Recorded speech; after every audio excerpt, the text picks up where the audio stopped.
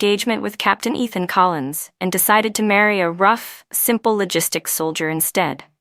In my previous life, because I loved Ethan, I willingly gave up my own chance to enlist. But he took my spot and gave it to Grace Anderson, his first love. I stayed home, managing the household, while he spent his days passionately entangled with her. As time went on, Ethan grew increasingly disgusted with me, sending letter after letter demanding a divorce. When Ethan was later injured and discharged from service, I still stayed by his side, caring for him, helping him recover, and supporting him through every hardship.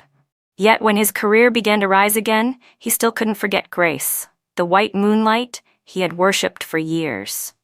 Even the child I bore and raised with pain and effort eventually despised me, saying I wasn't worthy of his elegant, successful father, the respected businessman Ethan Collins, and forced me to leave with nothing but empty hands. This time, I've decided to step aside and let Ethan chase his so-called true love. As for me, I'll make plenty of money and push my husband, the rough, honest logistics soldier, into the military academy, so that one day he'll become a division commander, making everyone look at him with admiration. I decided to give up my enlistment opportunity and stay in the neighborhood textile factory as a worker. The neighborhood director looked at me in disbelief. "Emma Johnson, have you really thought this through? This is the last enlistment slot. Besides, that unit is exactly where your boyfriend is serving. Wouldn't it be wonderful for the two of you to strive together after you enlist?" My eyes fell on the bright red slogans painted outside the window. "A soldier brings glory to the whole family, and defend the motherland without regret. Dedicate your youth to the army." Silently, I confirmed once more that I had truly been reborn, back to the autumn of 1975, the season of military recruitment. I smiled faintly, my voice calm yet firm. "Director, women can hold up half the sky now. The textile industry is a vital pillar of the national economy. I'm still young, I can't let myself be consumed by love. I want to dedicate my strength to the cause of building socialism." In my previous life, my entire existence revolved around Ethan Collins, but in the end, I lost everything and died filled with regret. Reborn again, I swore I would never marry Ethan Collins.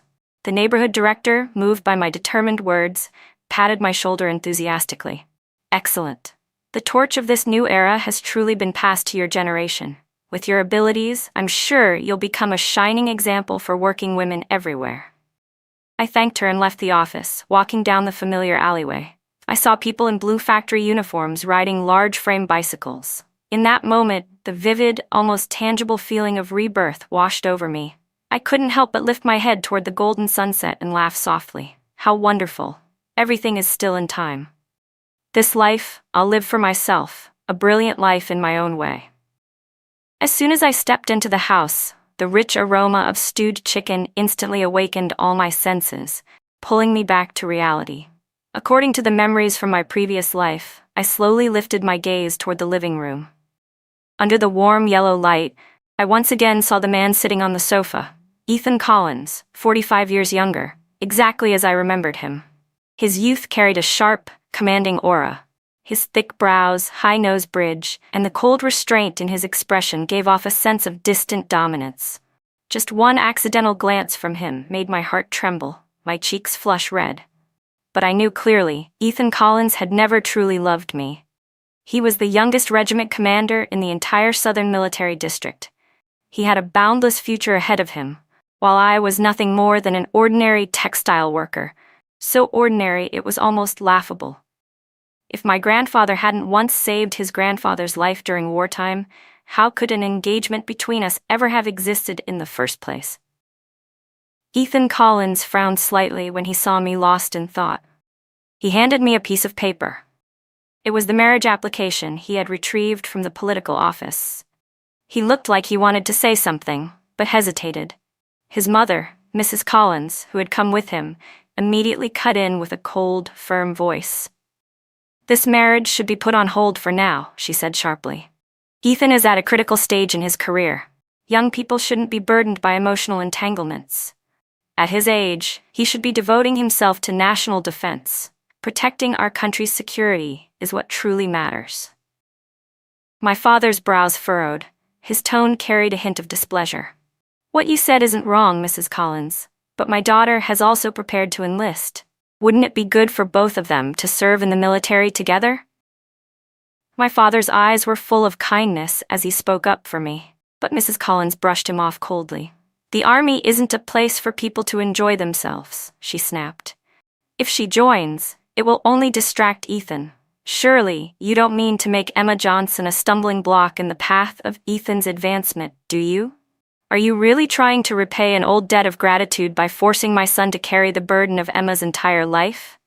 Her eyes landed on me, filled with disdain, as though I were a worthless object.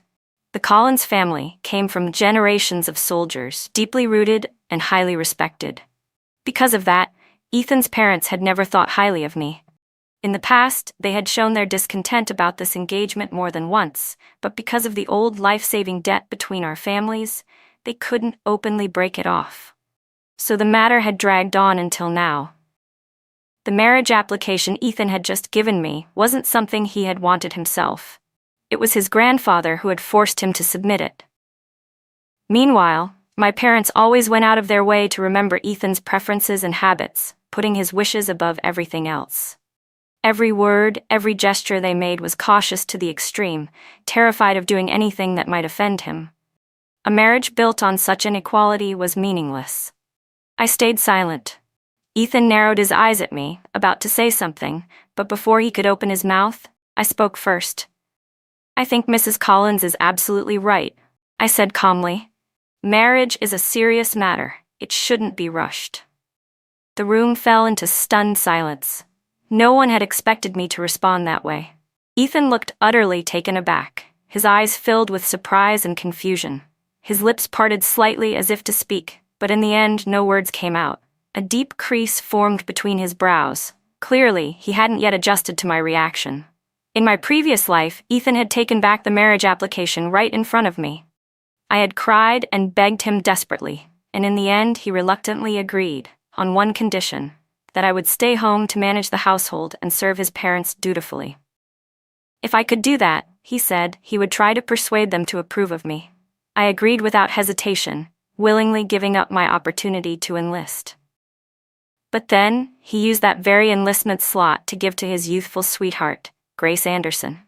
After we married, Ethan's regiment was transferred to the south, and he refused to let me go with him, leaving me behind alone in the north. I didn't complain.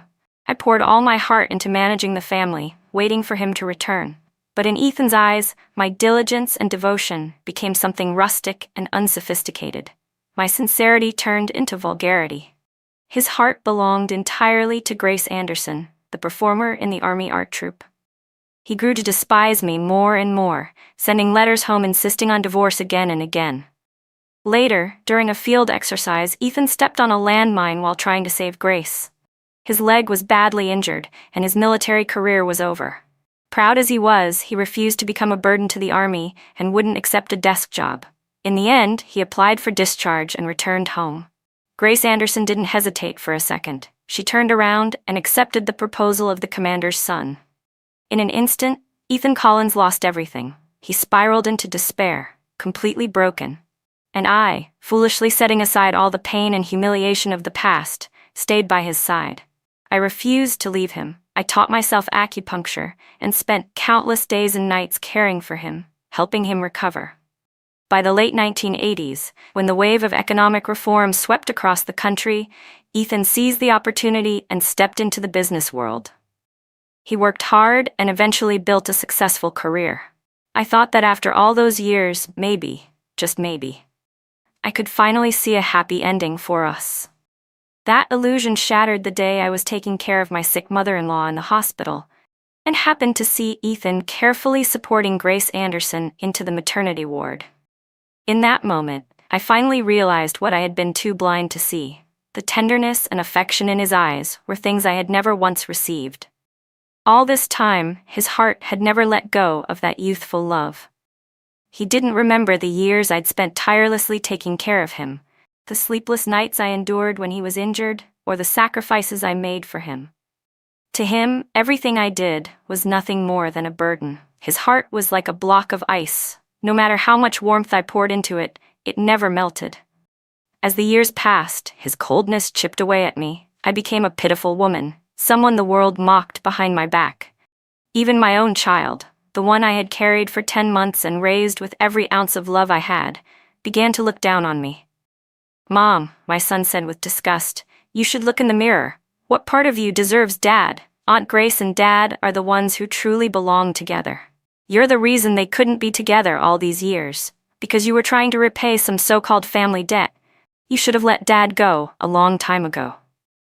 Even at his wedding, I, the mother who had given birth to and raised him, wasn't invited. Instead, it was Grace Anderson, the woman who had destroyed my marriage, who sat in the seat of honor beside Ethan, basking in the blessings of their guests. The final, most devastating blow came from the very child I had spent my entire life protecting. I had sacrificed everything for him, my youth, my pride, my happiness, and in the end, it was his own hands that tore my heart to pieces. I hated myself. I couldn't accept it. Because of Ethan Collins, I had wasted an entire lifetime. In this new life, I will stay far away from Ethan Collins. I will live for myself. Ethan ignored propriety and pulled me into a room, closing the door behind us. He lowered his voice and tried to explain patiently. "Emma, my parents just think we're still young. There's no need to rush into marriage right now. The military district has been busy lately, but once things calm down, I'll resubmit our marriage application. Besides, if we're in the same unit after getting married, it might cause unnecessary problems. As for your enlistment, maybe you should think it over a bit more." I looked at him and smiled faintly, my tone calm. "No need to think it over. Ethan Collins, I never intended to enlist just to become your comrade in arms." My words caught him off guard. For a moment, he just stared at me, clearly unable to believe I would give up such a rare opportunity so easily. A faint, mocking smile tugged at his lips as he replied, his voice tinged with irony. "Emma Johnson, since when did you learn this little trick, acting distant just to hold on tighter? Enlistment isn't a game. The army isn't a place for you to play around with your emotions." His words might have sounded righteous, but I knew better than anyone that they were hollow. In my previous life, he had used our engagement as an excuse to force me to give up my enlistment spot, only to hand it over to Grace Anderson. And now, in this life, he was already beginning to repeat the same excuses, one after another. To stop me from joining the army, let's be honest, Ethan Collins simply wanted me to give up my enlistment spot for his white moonlight, Grace Anderson. I clenched my fists tightly. I had already made up my mind. I was about to tell Ethan that I wanted to break off our engagement when a loud knock suddenly came from the door, followed by Mrs. Collins's sharp voice from outside. "Ethan, it's getting late. We should go. Didn't you say you'd help Grace fix her radio today?" Ignoring our unfinished conversation, Ethan only turned back to say briefly, "I'll come find you once I'm done," before leaving in a rush without even glancing back. I watched his figure fade into the distance, already knowing I wouldn't see him again that night. My parents, eager to welcome him properly, had even slaughtered the chicken they'd been saving for the new year. My father had woken up early that morning, sweeping the front yard several times and carefully scrubbing each stone on the front steps with clean water. My mother had been busy all day, wiping the square wooden table over and over again, then gently spreading the floral tablecloth she treasured so much she rarely used it.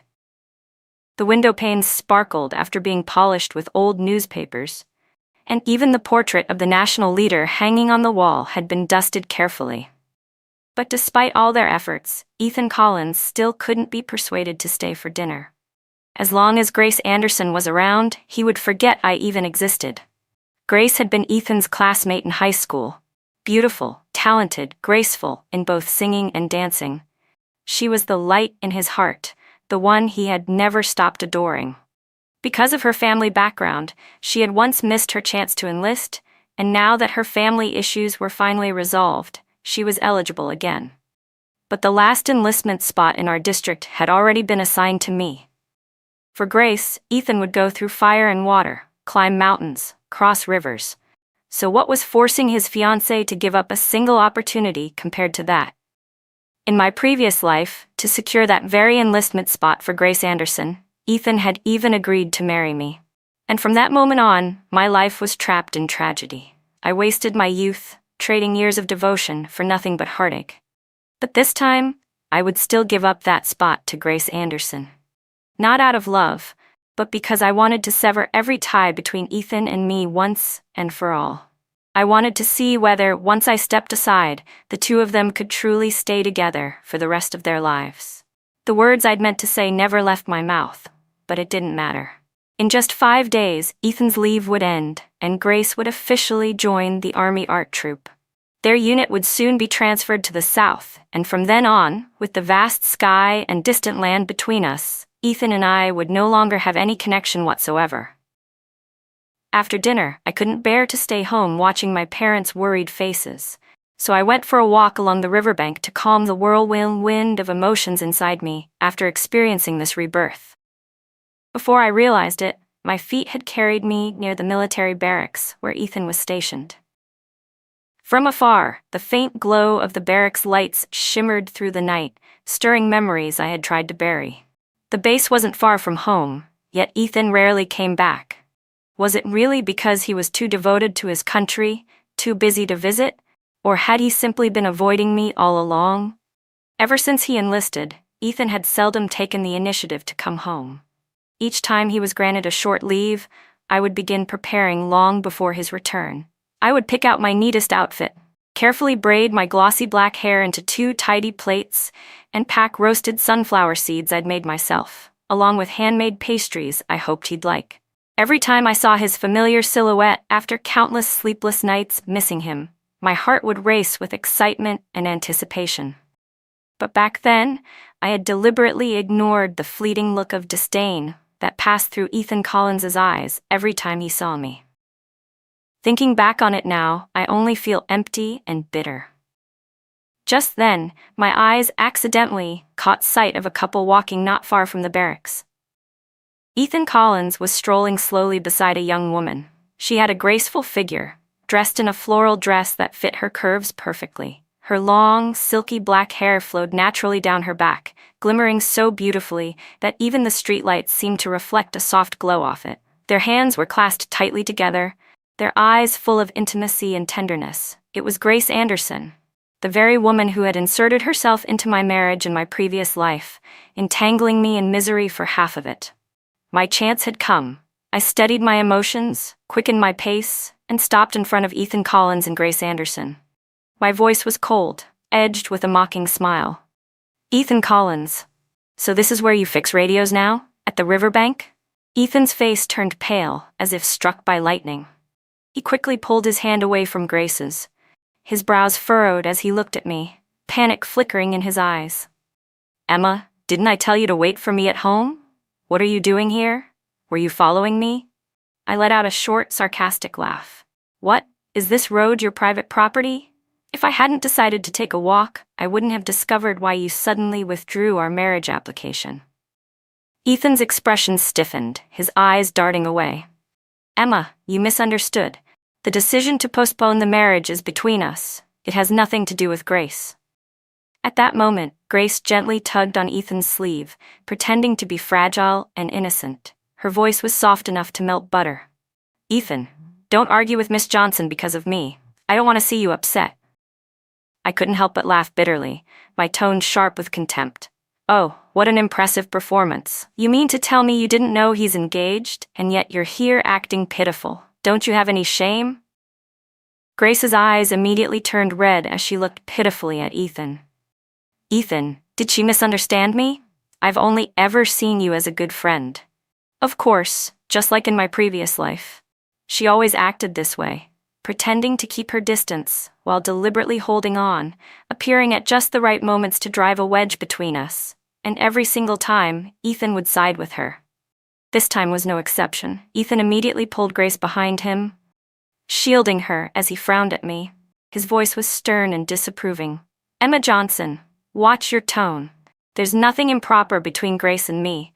Our relationship is completely innocent. I widened my eyes and raised my voice, dripping with irony. Innocent? Holding hands counts as innocent now? Ethan, do you think I'm a 3-year-old who can't tell what's going on? I'm your fiancé. Is this how you repay the years I've been with you?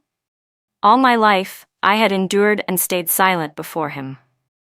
But this was the first time I fought back, and it left him speechless. Around us, several nosy middle-aged women had already perked up their ears, eager to listen. They exchanged knowing looks and began whispering to one another. I couldn't hear their words clearly, but judging by their excited expressions and pointing fingers, I knew that within 2 days, our scandal would spread through the entire neighborhood. Grace seemed worried too. After all, no woman wanted to be labeled a homewrecker who destroyed a soldier's engagement. She tugged lightly on Ethan's sleeve, her voice soft and apologetic. Ethan and I are just old classmates. We've always been close, so maybe I rely on him a bit too much sometimes. Her eyes shimmered with tears as she added pitifully, "It's my fault for making you misunderstand the relationship between Ethan and me." I let out a cold laugh. Misunderstand? Anyone looking at how close you two are would see exactly what's going on. If the two of you were together openly and honestly, I might still respect your so-called love. But what is this? You both want to play the virtuous ones while sneaking around in the dark? The moment those words left my lips, Grace Anderson's eyes filled with tears. She choked out between sobs, "Emma Johnson, Ethan and I have never done anything wrong to you. How could you say such things about me?" In front of Ethan Collins, she always acted like a fragile, innocent flower, pure and delicate.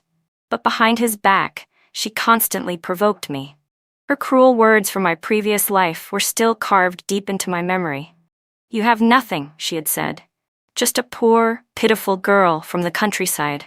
What makes you think you're good enough to marry Ethan Collins? You even went to his unit begging to follow him into the army. How shameless can you be? Didn't your family force him to marry you because of that old life-saving debt? People like you, lowly and poor, even if you died, no one would care." In my past life, I had been too weak to fight back, but this time, I refused to let her trample me again. I wouldn't lose to her. Not in this life. Sure enough, Ethan's face darkened, his voice rising in anger. "Emma Johnson, watch what you say. I withdrew the marriage application because of work. I needed to reconsider the timing. Don't drag Grace into this. There's nothing filthy between us. You're being unreasonable. I want you to apologize to Grace right now." Beside him, Grace wiped away her tears, but in the depths of her eyes I caught a flash of satisfaction. In my previous life, every time we argued, Ethan always sided with her, forcing me to apologize. I had cried, insisting that she was the one who provoked me first, but he never believed me. To him, Grace Anderson, the gentle, refined, cultured woman, couldn't possibly speak such venomous words. And now she continued her act, her voice trembling softly as she clutched Ethan's arm. "Ethan, it's my fault. Please don't be mad at Miss Johnson because of me." Her tone was kind and forgiving on the surface, but every word was fuel to the fire. I walked straight past Ethan, pointing a finger right in Grace's face. My voice was cold and sharp. "Shut your mouth. Stop pretending to be some pitiful little angel. You're disgusting. Destroying other people's relationships while playing the victim." In my previous life, I had never dared to talk back to Ethan. I had never been this strong. He was furious, practically shouting, "Emma Johnson, if you won't apologize, then get out of my sight. I'll never marry a rude, vicious woman like you." I laughed, a bitter, mocking laugh that cut through the night air. "Ethan Collins, don't worry. From now on, you'll never have to see me again." Ethan froze, his eyes flashing with alarm. "What do you mean?" "Exactly what you've always wanted," I said calmly. "Our engagement was arranged when we were children. We never registered for marriage, so as of now, consider it broken. I won't keep deceiving myself. You don't owe me anything, and you don't need to marry me out of gratitude to your grandfather. Stay with Grace Anderson. I'm stepping aside. I wish you both happiness. From this moment on, our engagement is over. Whatever happens next, we go our separate ways." I turned and walked away without looking back. In my past life, I had watched Ethan Collins's back as he walked away from me countless times. But in this life, it was finally my turn to be the one to leave first. 2 nights later, in the middle of the night, half asleep and half awake, I heard a faint tapping at my window. I already knew who it was. After all, this wasn't the first time. Not wanting to wake the neighbors and give them more to gossip about, I quietly pushed open the window.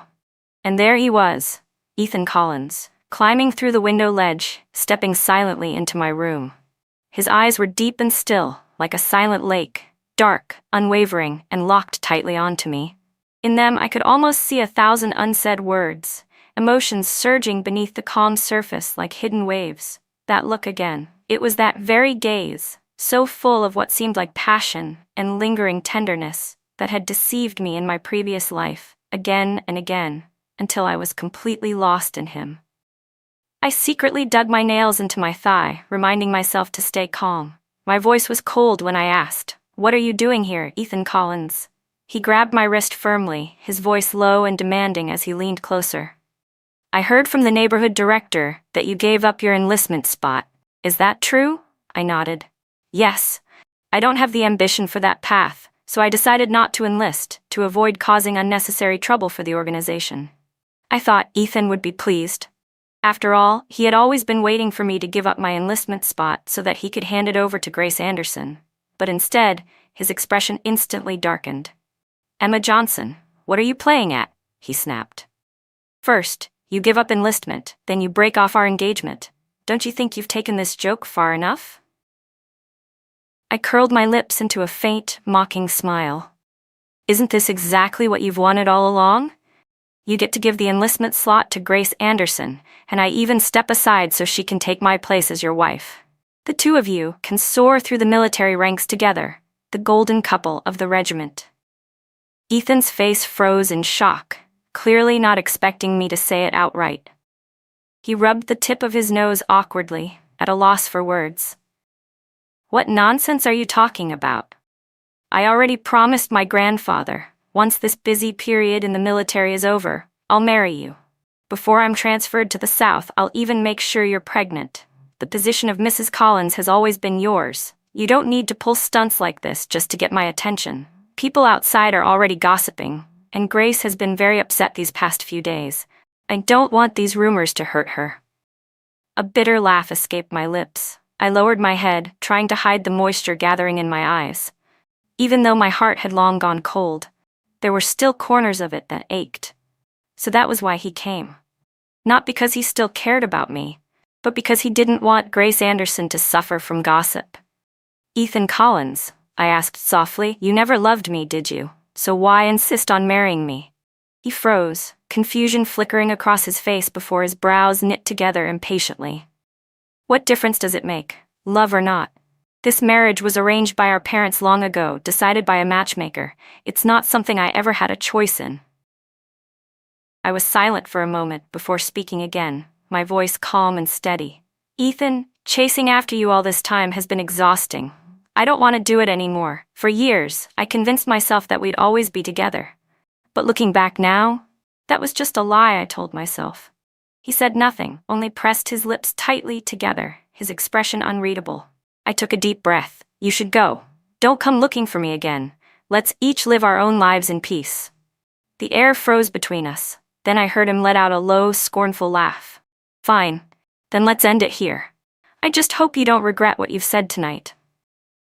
Without another word, he climbed back out the window the same way he came. With a sharp thud, the window slammed shut behind him. This time, his departure didn't shake me. I turned off the desk lamp, closed my eyes, and drifted back to sleep. Without that engagement, Ethan Collins and I were always meant to be two parallel lines. Never meant to cross. I was no longer naive enough to believe he couldn't bear to leave me.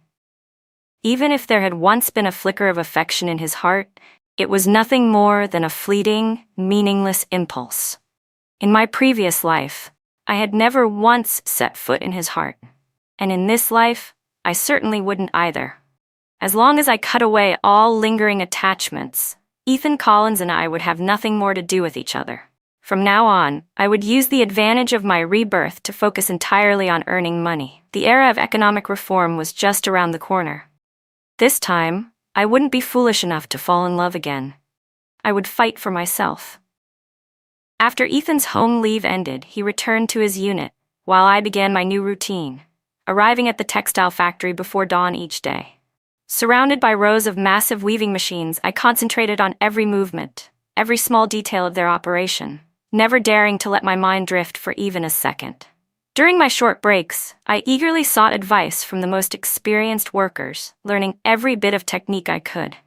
Neighbors and co-workers gossiped behind my back. "Has that Johnson girl lost her mind?" someone whispered. "She gave up being an officer's wife just to become a factory worker? Her father must be furious. No matter how skilled a worker she becomes, she's still just labor class. How could that compare to being the wife of a regimental commander?"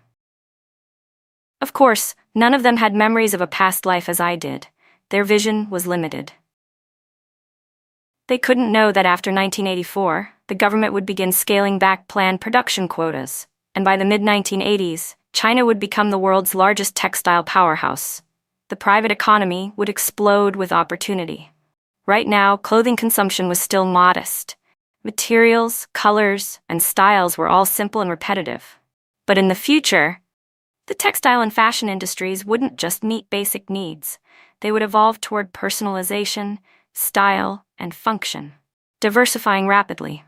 I had to stay in the factory for a few years, master the craft, and prepare myself. When the country entered its era of rapid development and reform, I would be ready to rise with it. With the foresight of my second chance, I was certain I could start my own business and make my dreams come true. That morning, I left home early for work, walking along the riverbank that bordered the city. Suddenly, a loud snorting sound shattered the morning calm. I turned just in time to see a massive black pig leap off a military supply truck. Before I could react, the beast charged straight at me at full speed. Terrified, I turned and ran, but it was relentless, barreling after me like a storm. Behind it, a young military serviceman had jumped off the truck, shouting as he chased the runaway pig. The scene was pure chaos. Me running, the pig chasing, and the soldier chasing the pig. The wild pursuit stretched along the riverbank until my foot slipped. With a splash, I plunged straight into the icy water. The shock stole my breath. The freezing current soaked through my clothes, biting deep into my skin. I struggled desperately, thrashing in panic as the river swallowed me whole. Was I really going to die again, reborn just to drown because of a pig? Dirty river water filled my eyes, nose, and mouth. I coughed and gasped, my lungs burning. Tears welled up, though they were lost in the swirling current. Was fate mocking me all over again? I flailed, reaching for anything to grab onto, but my hands only closed around slick, useless water grass. Just then, the soldier who had been chasing the pig spotted me fall in. Without a second thought, he dove into the river. With a few strong strokes, he reached me, wrapping his firm arm around my waist and pulling me toward the shore. By the time we got to land, I was drenched and miserable. My soaked clothes clung tightly to my body, outlining every curve of my chest. The soldier quickly stripped off his own wet uniform jacket, wrung it out, and handed it to me, signaling for me to put it on. He scratched his head awkwardly, his eyes flickering with a mix of embarrassment and concern. "Comrade, I'm so sorry," he said sheepishly. "That pig didn't know any better. It must have scared you half to death." But I didn't answer right away, because at that moment, I got a clear look at his face. My whole body froze. A complicated rush of emotion welled up inside me. 45 years ago, in my previous life, I had met him once before. It was right after I had married Ethan Collins. Ethan had grown so tired of me that he eventually sent a letter demanding a divorce. Lost and desperate, I packed a few pieces of clothing and boarded 3 different buses. After 3 days and 2 nights, over 2,000 kilometers, I finally reached his military base in the south. But Ethan refused to see me. Instead, he sent someone to hand me a slip of paper that read, "Life has become too suffocating. We don't share the same ideals. Continuing like this won't do either of us any good. Let's divorce and find our own peace." Unable to see him, I wandered outside the camp, hungry, cold, and utterly drained. I eventually collapsed near the fence. That was when a young, honest-looking logistics soldier happened to pass by. He gave me 2 steamed buns and even helped me find a small inn that didn't require a letter of introduction so I'd have somewhere to rest. Years later, I learned that he was a cook and quartermaster in Ethan's unit. His name was Aaron Blake. He was intelligent and hardworking, but because his family had been poor, he'd only finished middle school before enlisting. And now, in this new life, our paths had crossed again. Twice. Wasn't that some kind of destiny? I couldn't help but think that perhaps fate had brought Aaron Blake back into my life for a reason. A strange, warm fondness began to stir inside me. I bit my cold, trembling lip, pretending to pout in mock frustration. What kind of pig wrangling is that? Letting it run wild and nearly kill me. You can't just let this go. Aaron rubbed the back of his neck, looking guilty and flustered.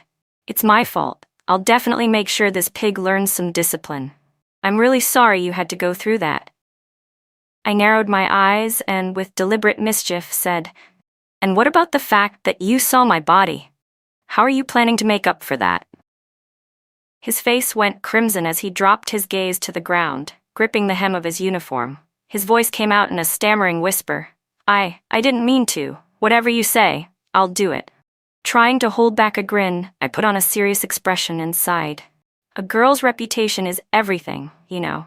If people find out about this, all those gossiping aunties will say I've lost my virtue.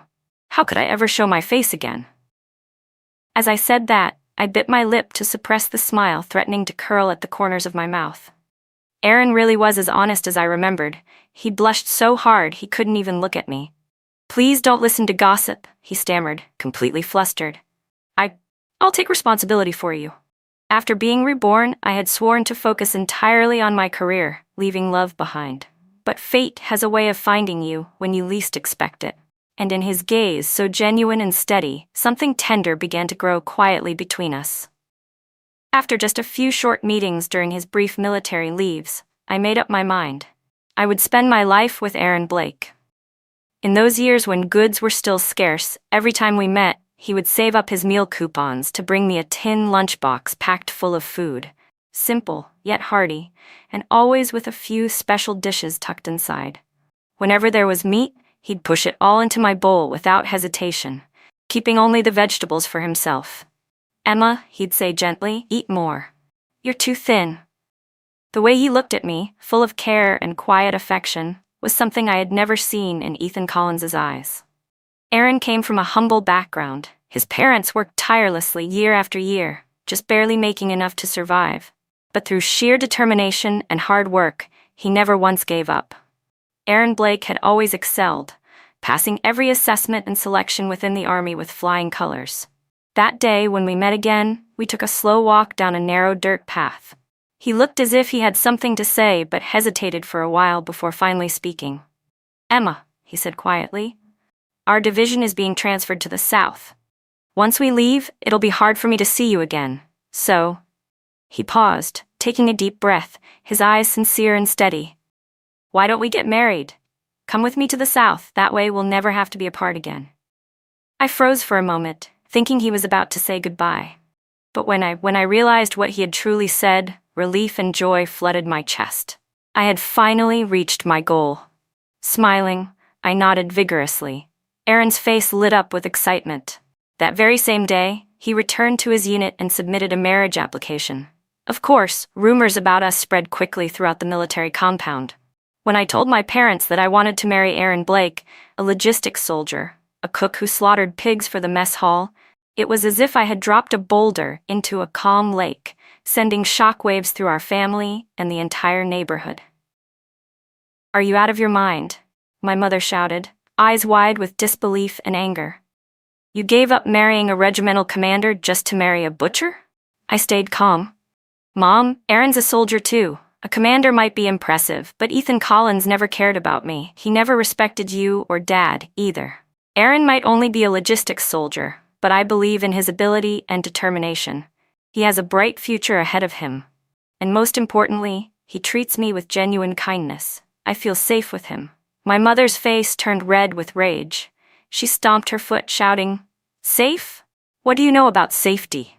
That man spends his days chopping meat and gutting pigs. He's nothing but a butcher. How could he ever compare to Ethan Collins? You're throwing your life away." My father paced the floor angrily, tapping his pipe against the ground with heavy, deliberate thuds. Before long, news of my sudden decision to marry a cook spread throughout the entire street. Every corner of the neighborhood buzzed with gossip. Mrs. Wong, sitting on a small stool outside her house, picked vegetables while chatting animatedly with the neighbor beside her. "Has that Johnson girl lost her mind? Every woman dreams of marrying a commander, and she just threw it all away. And now she wants to marry a pig butcher? Mrs. Zhang, sitting nearby, shook her head disapprovingly. Exactly, what's gotten into her?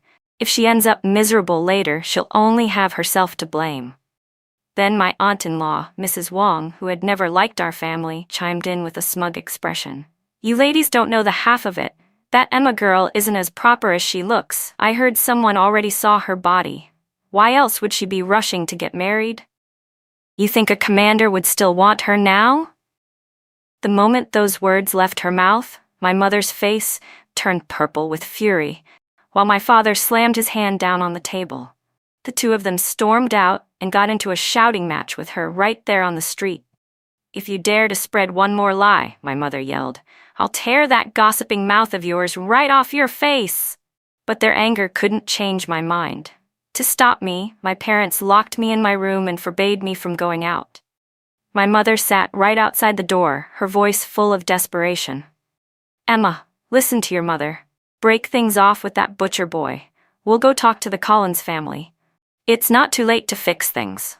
Meanwhile, Ethan Collins, still serving in the army, soon heard that I had not only broken off our engagement, but also planned to marry Aaron Blake, a logistics soldier. He must have been livid and humiliated. So he took a special leave from his unit, bringing along one of his aides, just to come to my house and see how pathetic I'd become. When he saw me, a mocking smile curled on his lips and his voice dripped with disdain. I heard you're marrying Aaron Blake, he said with a cold chuckle. Well, that's certainly something new. I thought you canceled our engagement because you had your eyes on someone higher up the ladder, maybe a general. Turns out I was wrong. He sneered, his tone sharper now. So tell me, Emma, how exactly am I, a regimental commander, not good enough compared to a mere kitchen soldier? All he knows is how to kill pigs and cook, Ethan Collins sneered, his tone dripping with contempt. Is it the smell of grease on his clothes that's made you lose your mind?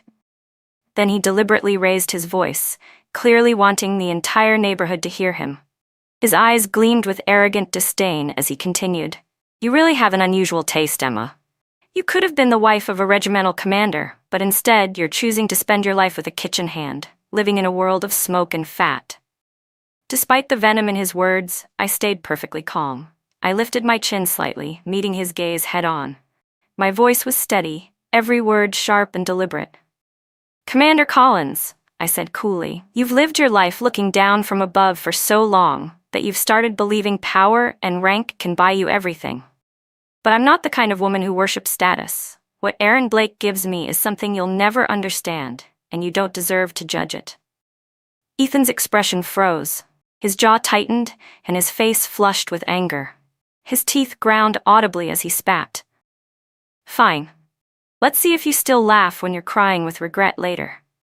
He threw out those bitter words and stormed away, his boots striking the ground hard as he left. But I knew him too well.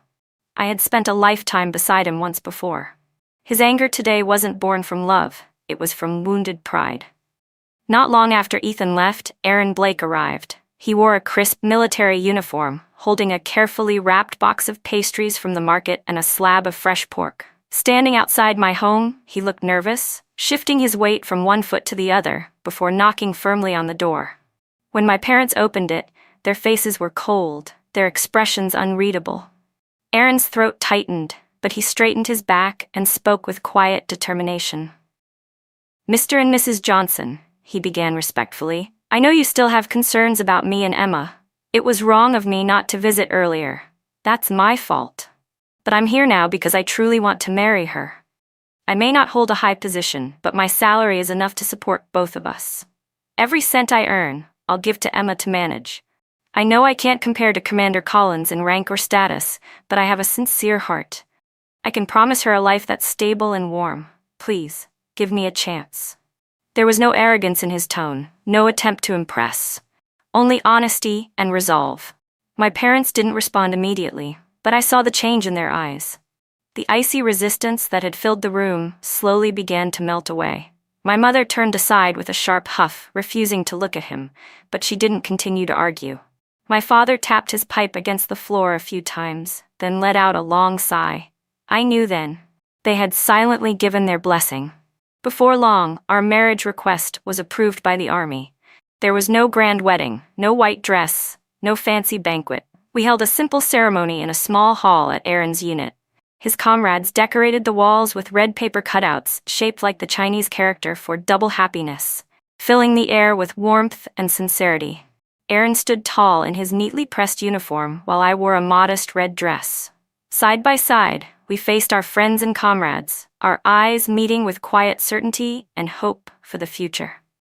And just like that, we stepped into marriage. Two people bound not by luxury or status, but by faith in each other and in the world we were building. In the tide of a changing era, we leaned on one another, holding fast to our love and our ideals.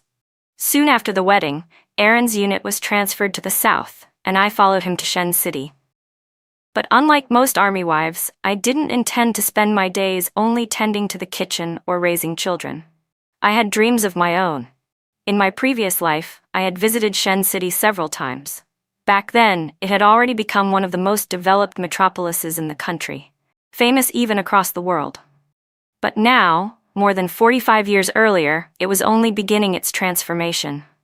Back then, Shen City was still just a small fishing village. Aaron Blake worried that I would have a hard life there, but I wasn't concerned in the least. I knew that once the 1980s arrived, this place would become the engine of the nation's economy, a symbol of explosive growth and opportunity. Shen City was the future, and I intended to seize it. I had already drawn up a rough plan for myself before coming here. Naturally, it still revolved around textiles, the field I knew best and had the most experience in. Within the military housing complex, I soon became known among the other wives, not for being gentle or submissive, but for my confidence and decisiveness. I often spoke with Aaron about the future. Just as I had predicted, he wasn't content to spend his whole life in a kitchen surrounded by pots and smoke. One evening, I looked at him seriously and asked, "Aaron, are you really planning to spend your whole life cooking in the army canteen? You have the ability. You should be at a military academy, out in the field, leading men." He hesitated, a little embarrassed. "Emma, working in the kitchen isn't bad. Besides, getting into a military academy isn't easy." I met his gaze, my tone firm but full of encouragement. "Of course it isn't easy, but if you never try, how will you ever know you can't? Everyone with ambition is working hard to rise higher. Do you really want to spend your life breathing in smoke and grease?" With my constant encouragement and gentle pressure, Aaron finally picked up his books again. Night after night, after his shifts, he studied tirelessly. After months of effort, he passed the entrance exams and was accepted into the National Military Academy. While Aaron was away studying, I gave birth to our first daughter. From that moment on, every burden of the household fell squarely on my shoulders. But unlike my past life, I didn't feel weary or bitter this time, because when love is built on respect, it becomes a source of strength, not weakness. The 1980s were a time of both boundless opportunity and tremendous challenge. I refused to let myself grow idle or fall behind. In our tiny one-bedroom apartment, I rocked my baby to sleep while sketching business ideas late into the night. My only asset was an old sewing machine I'd spent weeks searching for at the second-hand market. But that machine was my lifeline, my weapon to carve out a new destiny. By day, I carried my daughter on my back, roaming the streets to find cheap fabric. By night, I worked tirelessly, hunched over the sewing table, cutting, measuring, and stitching. Every thread, every stitch was a step toward the future I was building. I pored over fashion magazines imported through the port, studying new styles and silhouettes. I experimented with ways to weave those modern elements into my own designs. Whenever I ran into technical problems, I didn't hesitate to seek out veteran tailors, humbly learning everything I could, one detail at a time. At first, my clothes only sold within the military housing area or on small street stalls nearby. My lack of experience and a limited market meant sales were slow, but I didn't let it discourage me. I kept improving, refining my craftsmanship, upgrading the quality of my fabrics, and tweaking my designs to match what people actually wanted. Gradually, customers began to love my work. They praised its originality and high quality. As orders increased, I decided to rent a small workshop and hire a few workers. Bit by bit, I expanded production. My business began to flourish, and for the first time, my career truly took off. At the same time, Aaron Blake graduated with distinction from the military academy. Like a rocket ignited, he rose swiftly through the ranks. Armed with solid knowledge and relentless determination, he proved himself time and again in the field. From his earliest assignments, he volunteered for the most demanding missions. Calm under pressure, decisive in every command. Under his leadership, his unit became known for its strict discipline, outstanding training, and a series of impressive achievements during military exercises and real operations alike. Thanks to his steady success in real operations, Aaron Blake's rank continued to rise until he officially joined the senior command ranks. Several years later, during a military event, I unexpectedly ran into Grace Anderson again. The same woman who once wielded charm and power like a weapon, but was now forgotten by nearly everyone. She glanced at me briefly, then quickly turned away, avoiding my eyes, as if even looking at me might remind her of everything she'd lost. A few of the other military wives nearby whispered to me about what had happened to her over the years. It turned out that Ethan Collins had been injured during a mission several years earlier, sustaining a severe leg wound. He received a disability pension and was later discharged from service, taking a minor government job back home, but Grace had looked down on him, saying he was no longer worthy of her. She divorced him without hesitation. Soon after, she latched onto a senior officer, a married man, who divorced his wife to be with her. For a while, she flaunted her new status, acting arrogant and condescending toward everyone in the Army's performing arts troupe, as if she were untouchable. But her pride and vanity eventually backfired. She offended too many people, and little by little, she was isolated. Then, for reasons no one fully understood, that engagement fell apart.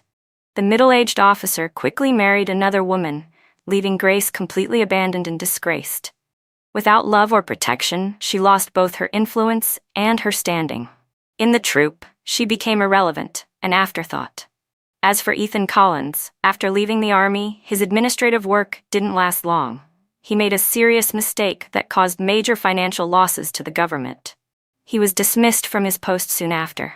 Since childhood, Ethan had been the golden boy, born into privilege, praised by everyone, never tasting defeat. Now, blow after blow, he fell apart completely. He severed contact with his old friends and comrades, disappearing from everyone's lives. The woman telling me this story sighed in sympathy, but I felt nothing, no pity, no sorrow. Everything they suffered now was the consequence of their own choices. If anything, part of me thought their punishment still wasn't enough.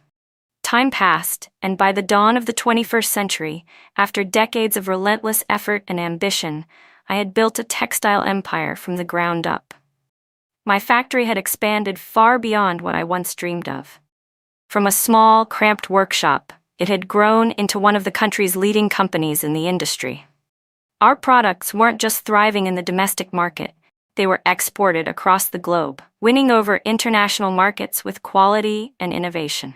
Thanks to the foresight my rebirth had given me, and my sharp instincts in an era of reform, I made the most of every opportunity, every gap in knowledge and access. Slowly but surely, I accumulated immense wealth.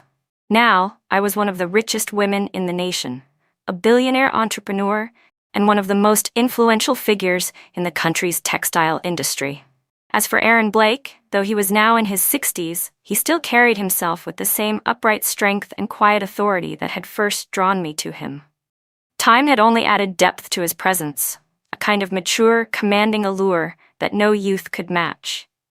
In his perfectly pressed military uniform, the shining stars on his shoulders radiated dignity and power. Yet whenever his eyes met mine, all that authority melted away, replaced by warmth and tenderness that never faded, no matter how many years passed. Through the seasons and the storms of life, our bond had only grown stronger. In this marriage, Aaron and I had always understood and supported each other, through hardship, through success, through the calm and the chaos alike. We faced the world side by side, hands clasped, hearts unwavering. The years flowed by, and through all their changes, one thing remained constant.